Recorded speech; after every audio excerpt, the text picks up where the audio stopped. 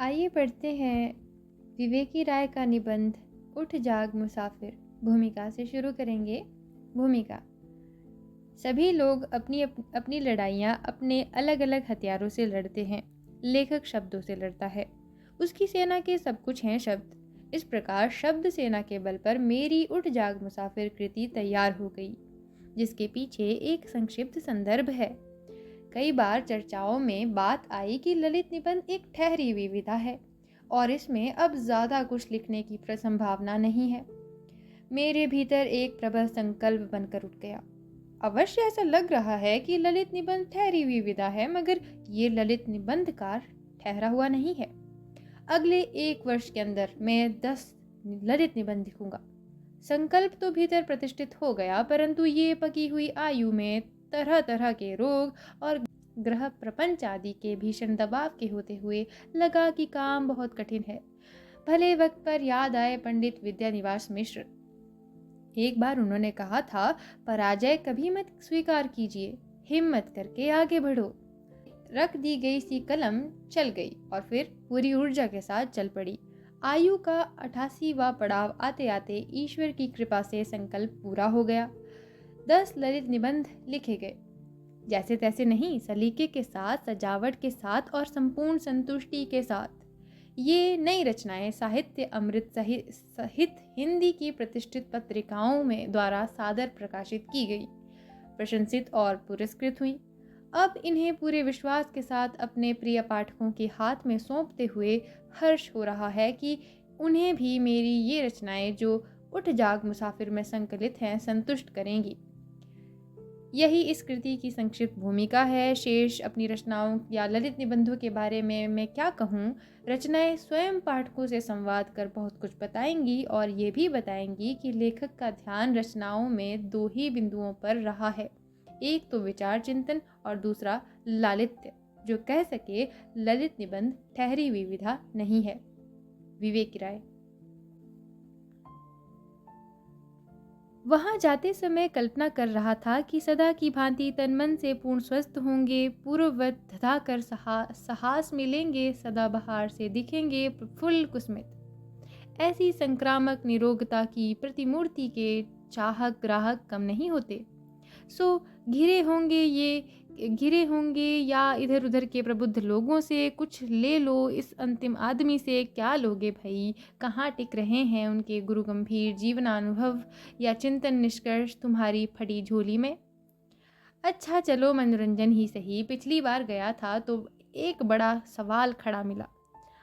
आपने इतना बड़ा पुस्तकालय गांव में खड़ा तो कर दिया, पर कोई पुस्तक पढ़ने वाला नहीं रहा तो उसका क्या होगा।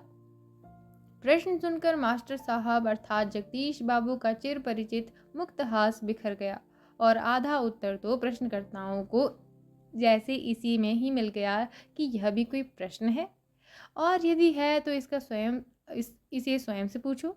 शेष आधे उत्तर के रूप में पूरे आत्मविश्वास के साथ एक प्रश्न ही उछाल दिया गया। अरे भाई, रात होती है, अंधेरा होता है, तो तुम चाहो या ना चाहो प्रभात का प्रकाश स्वयमेव उतर आता है कि नहीं। और फिर वही मुक्त मृदुमंद हास। और तब ऐसा लगा था जैसे दिनकर की कविता पंक्तियां खड़ी होकर मास्टर साहब के पक्ष में गवाही दे रही हैं।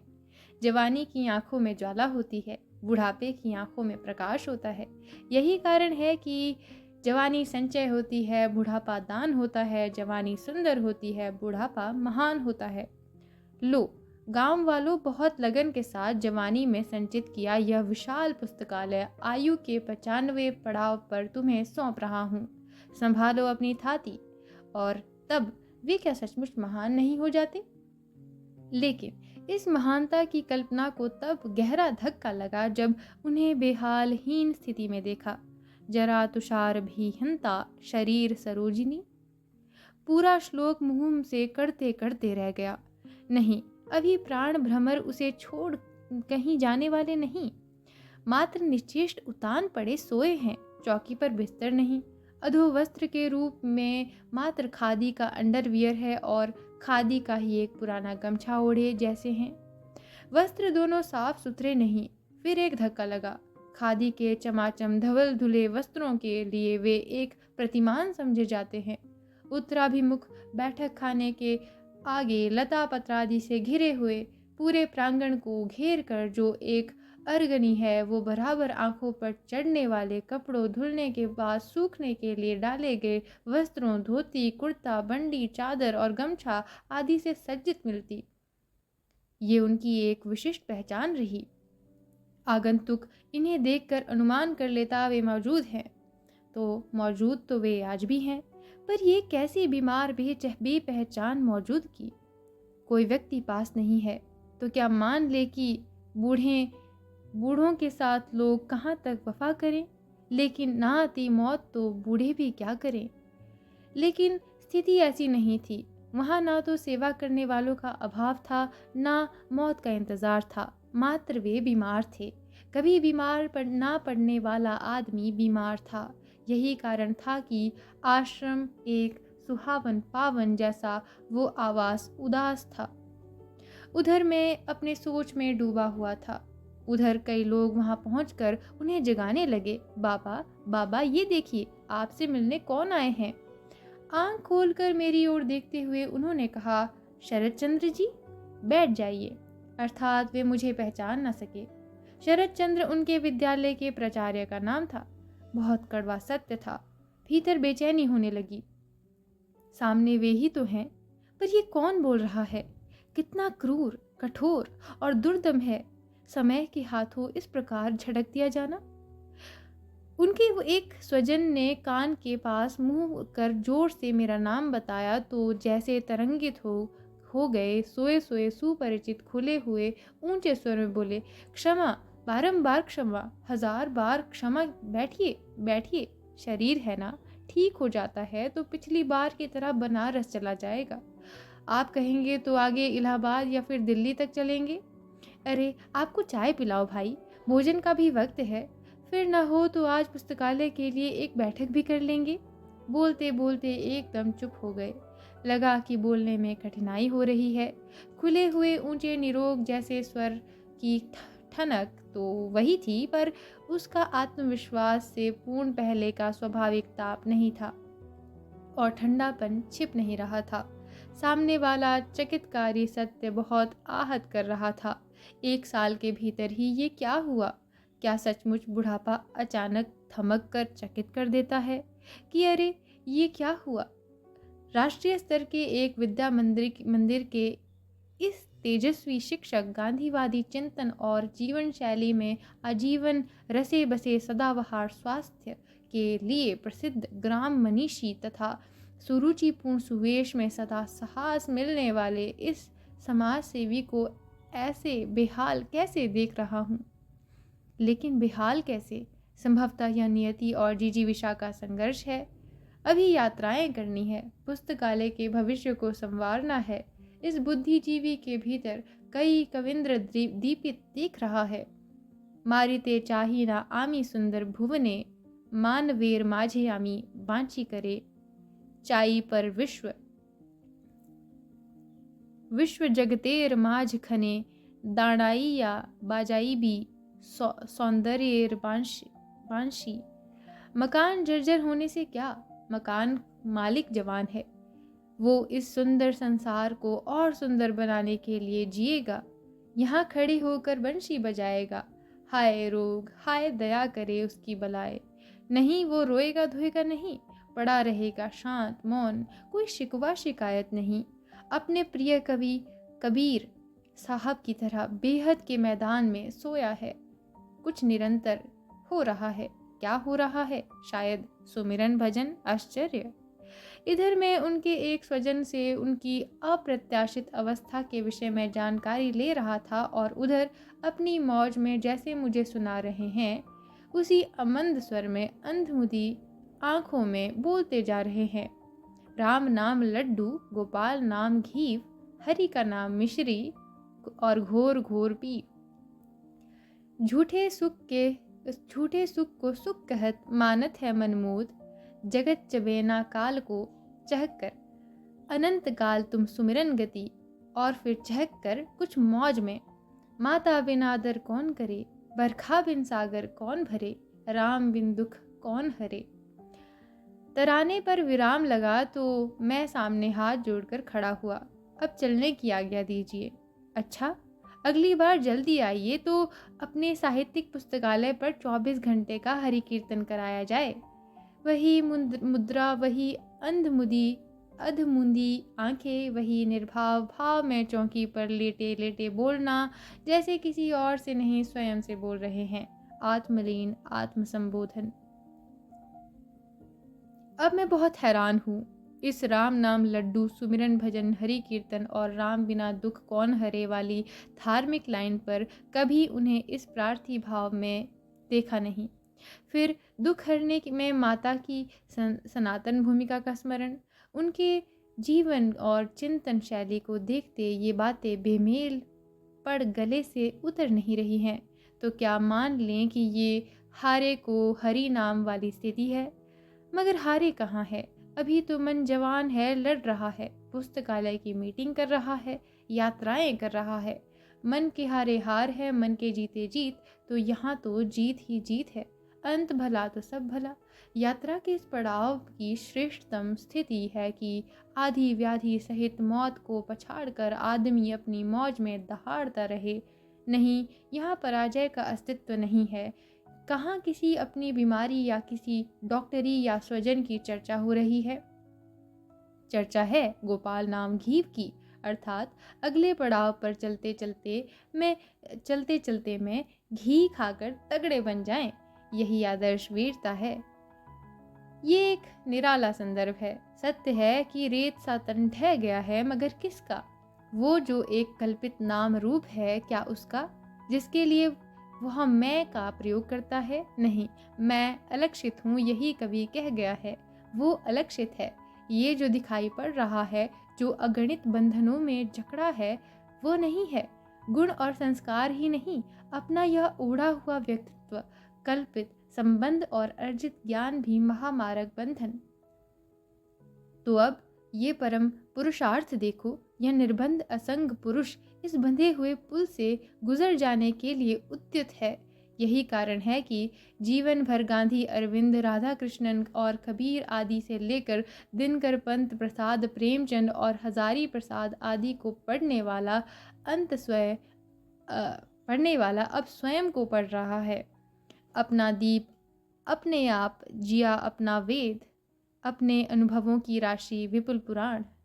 तो क्या माता बिन आदर कौन करे उसी का महत्वपूर्ण पाठ है?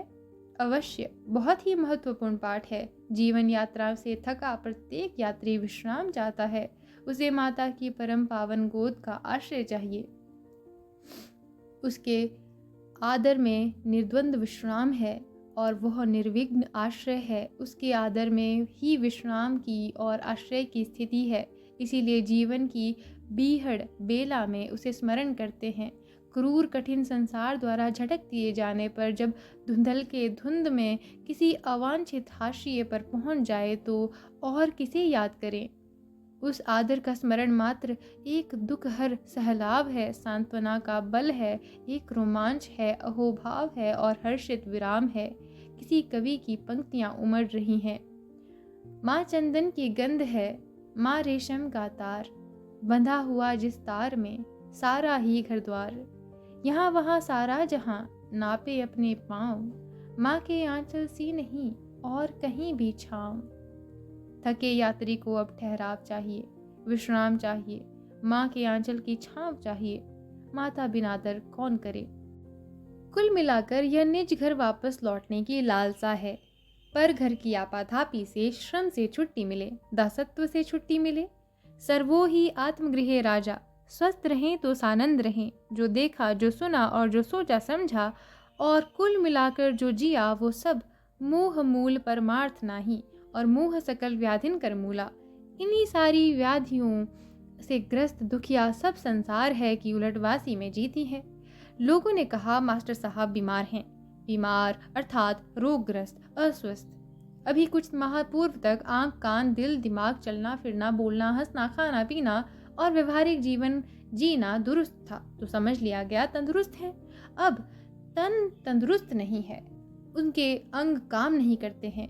कोई भी व्यक्ति तन नहीं है, वो उसके भीतर उसका संचालक नियामक बनकर बैठा है। उसी में स्थित होना, अपने स्व के साथ होना, स्वस्थ होना है। जो शरीर जो स्वस्थ होगा वही शांत होगा, निर्माण मोहा होगा, निर्द्वंद निश्चेष्ट होगा, बेपहचान होगा और वही बोल सकेगा, माता बिना दर कौन करे। भव रोग रोगी माता का नहीं, रोग का, दवा का, डॉक्टर का, अस्पताल का राग अलापता विक्षिप्त रहेगा। कहाँ ऐसी मौज नसीब होगी कि राम नाम लड्डू बांटे। तो मास्टर साहब स्व में स्थित हैं, बांट रहे हैं। लो दुनिया के लोगों, लड्डू लो, घी मिश्री लो और फिर परम लाभ के लिए राम का नाम लो। राम बिन दुख कौन हरे। और मेरे लिए माता का प्यार अलम है। जीवन भर कबीर को पढ़ने वाला अब कबीर को जिएगा। जीवन की यही वरेण्य स्थिति है। जब चाहे चली गई तो फिर चिंता कहाँ टिकेगी। और फिर तो मनुआ बेपरवाह, क्या मस्ती है। जिसको कछु ना चाहिए वो सहन का साह। इस शहंशाह पर संसार की निगाह नहीं पड़ती। वो देखती है ये शरीर है, बीमार है, अब अधिक नहीं चलेगा, मगर वो रुकता कहाँ है। ये जो है सब नई यात्रा की प्रस्थान प्रक्रिया है। ये वांसा सी जीर्णानी को त्यागने और नवानी गृहणाति के मध्य का सचल परिदृश्य है। परम पावन है। मृत्यु रे तुहु मम श्याम समान। रवि बाबू का श्याम ही मास्टर साहब की माता है। तुम ही हो माता, तुम ही पिता हो। अब तुम्हारा ही प्यार वांछित है। संसार पीछे छूट गया, अब कैसा बंधन। स्वतंत्रता संग्राम के दिनों में कुछ लोग एक गीत गाया करते थे। हम दीवानों की क्या हस्ती है, आज यहाँ कल वहाँ रहे, मस्ती का आलम साथ चला, हम धूल उड़ाते जहाँ चले। और अब लगता है उसी गीत की अंतिम पंक्तियों को ये जी रहे हैं। अब अपना और पराया क्या, आबाद रहे जीने वाले। हम स्वयं बंधे थे और स्वयं ही सारा बंधन तोड़ चले। कहाँ चले? माता का प्यार पाने के लिए उनकी गोद में। मगर वो तो बहुत पीछे छूट गई। जन्मदात्री माँ की गोद अब असंभव है। संभव है उनकी भारत माता की गोद, प्रकृति माता की गोद। अरे हम भारतवासी कितने सौभाग्यशाली हैं और हमारी संस्कृति कितनी समृद्ध है कि आदर प्यार दुलार सहित जीवन दात्री हमारी माताओं की विस्तृत सूची है। गंगा, गीता, गायत्री और धरती सहित अनेक देवी देवताओं को की अधिक पवित्र संज्ञाएं माता से जुड़ती हैं, माता शब्द से जुड़ती हैं। जन्मदात्री भौतिक माता से कुछ अधिक ही भावात्मक संबंधों वाली माताओं के स्मरण में रोमांच देखते हैं। भौतिक जीवन की माताएं कुमाताएं भी हो जाती हैं। इस 20वीं 21वीं शताब्दी का आधुनिक दौर इस संदर्भ में बहुत कुख्यात हुआ। परंतु भावात्मक संबंध वाली माताओं का स्नेह कोश सुपुत्रों के लिए कभी रिक्त नहीं होता।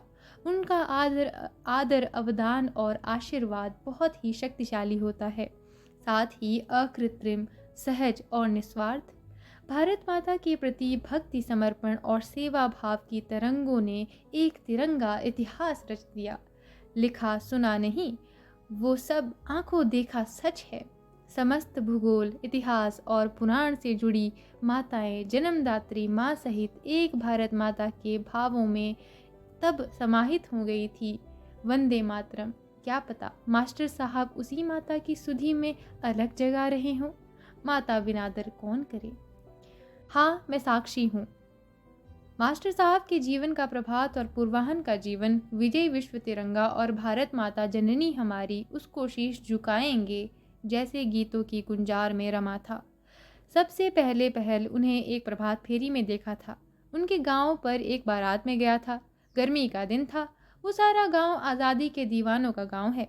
सुबह लगभग 4 बजे संवेद स्वरों की आकर्षित गीत ध्वनि मेरी मीठी नींद से टकराने लगी। उठकर देखा एक जुलूस है और गांव की गलियों में घूमते हुए सड़क पर निकल रहा है। हाथों में चक्रांति तिरंगा झंडा लिए 2 कतारों में 15-20 लोग हैं। लोगों ने बताया आगे आगे जो 2 व्यक्ति हैं, कुछ बड़े बड़े झंडे लिए, एक युवा और एक प्रौढ़ व्यक्ति है, उनको लोग संत जी कहते हैं। और जो युवक है कॉलेज में पढ़ता है, उसका नाम जगदीश है। तो ये था सर्वप्रथम दर्शन। परिचय के बाद पुस्तकालय के माध्यम से हुआ। मुझे स्मरण है उस दिन प्रभात फेरी में लोग गा रहे थे, उठ जाग मुसाफिर भोर भई, अब रैन कहाँ जो सोवत है। वास्तव में ये उठ जाग वाला उत्तिष्ठित जागृत के प्राक ऋषि आह्वान को नए संदर्भों में ध्वनित करने वाला गीत मास्टर साहब का प्रिय गीत है। अनेक बार इसे उनके मुंह से सुना है। क्या पता जीवन की चढ़ती अवधि का ये राष्ट्र जागरण गीत इस जीवन की उतरी हुई संध्या बेला में आत्म जागरण की कोई मनोवैज्ञानिक लहर बनकर कंठ में फूट पड़ा हो। माता बिना आदर कौन करे। जन्मदात्री माँ की ममता भारत माता में स्थानांतरित रूपांतरित हो गई हो, ऐसे भाव रूपांतर स्वाभाविक हैं। उस सेनानी पीढ़ी की भारत माता के प्रति स्वाधीनता और नवजागरण के प्रति समर्पित तथा गहरी संशक्ति समय का एक ज्वलन सत्य है। आत्म जागरण बनाम राष्ट्र जागरण गीत की प्रथम कड़ी का भाव प्रवाह दोनों ओर है। उठ जाग मुसाफिर भोर भई, अब रैन कहाँ जो सोवत है, जो सोवत है सो खोवत है, जो जागत है सो पावत है।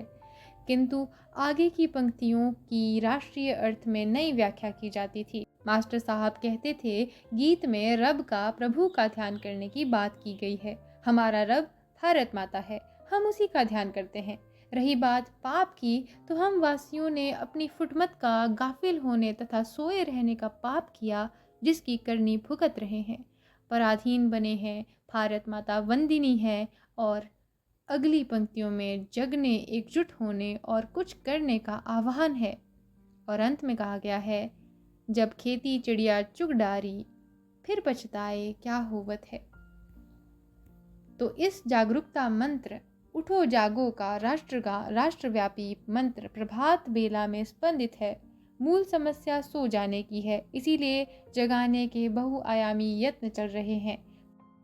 कोई भारत माता का भगत भी है और सिंह भी है, तो वो क्या करता है?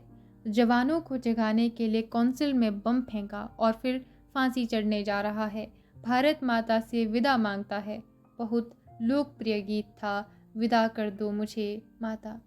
एक निराला कवि है जो इस बात पर तड़प रहा है कि सिंहों की मांद में आया है आज सियार, और फिर वही जागो नगपति जागो विशाल। कोई छायावादी कवि प्रसाद के रूप में नव जागरण मंत्र फूंक रहा है। बीती विभावरी जागरी, शुरुआत भारतेंदु ने की। डूबत भारत नाथ बेगी अब जागो। उन्होंने परमात्मा को ही पुकार दिया, पुकार सुनी गई। वो परमात्मा आत्मा के रूप में प्रतिष्ठित होकर और गांव के किसानों में नव जागरण का अदम्य ज्वार बनकर उमड़ रहा है। जगे हैं, जगा रहे हैं, उठ जाग मुसाफिर। प्रभात फेरी की यह श्रृंखला गीत गुंजार से पहुंचती है आत्म बलिदान की मंजिल तक।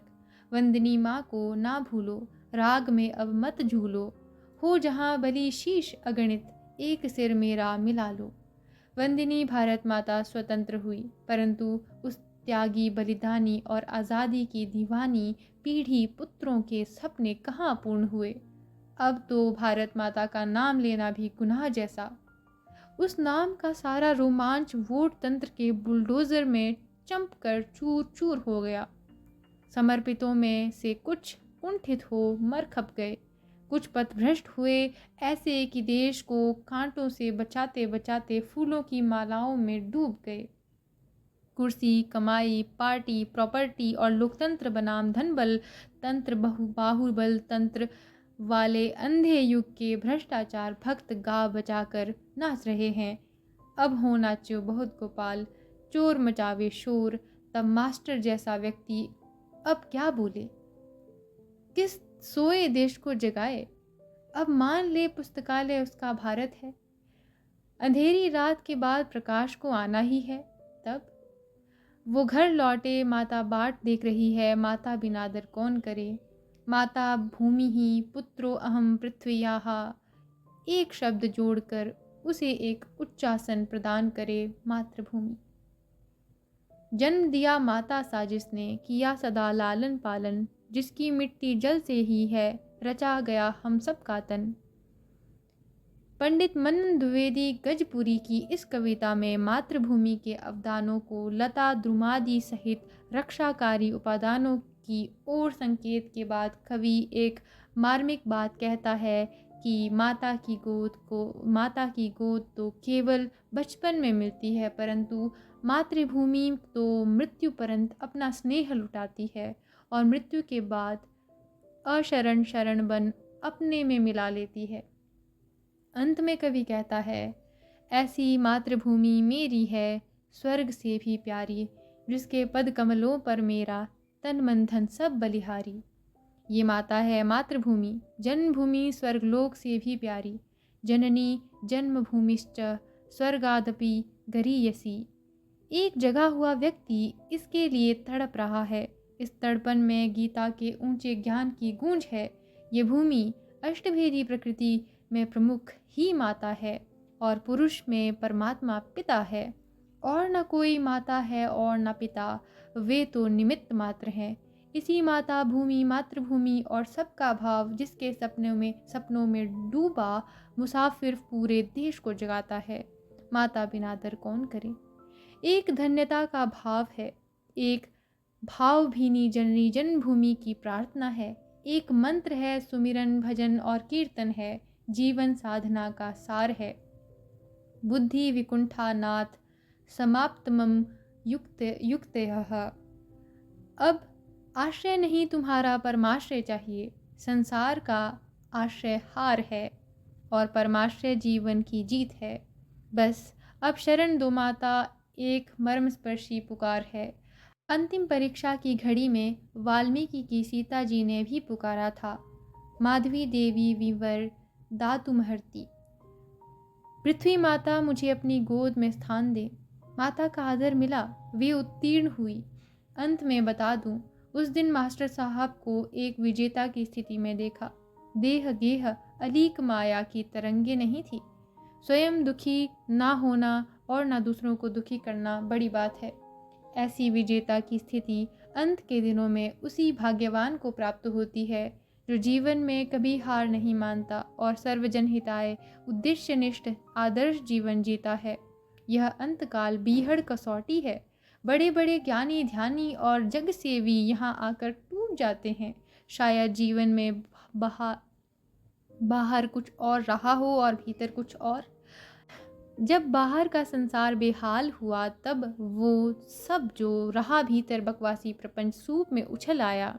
विचारों का बुहारन, कूड़ा करकट, कुसुमय की साफ सुथरी सात्विक और सुवासित अभिव्यक्तियाँ व्यक्ति के जीवन व्यापी ऊंचे सोच और उत्कृष्ट चिंतनाभ्यास की फलश्रुति होती हैं। ऐसे जीवन संबल वाला व्यक्ति राग रहित हो तो मुक्त हास बिखेर सकता है। जिसको दुनिया डूबते सूरज की सांझ कहती है, वो उसका प्रभात होता है। उस प्रभात शिखर से वो आवाज़ देता है, उठ जाग मुसाफिर। और फिर मुक्त हास राम नाम का लड्डू बांट मातृस्तवन में खो जाता है। माता बिना आदर कौन करे। धन्यवाद।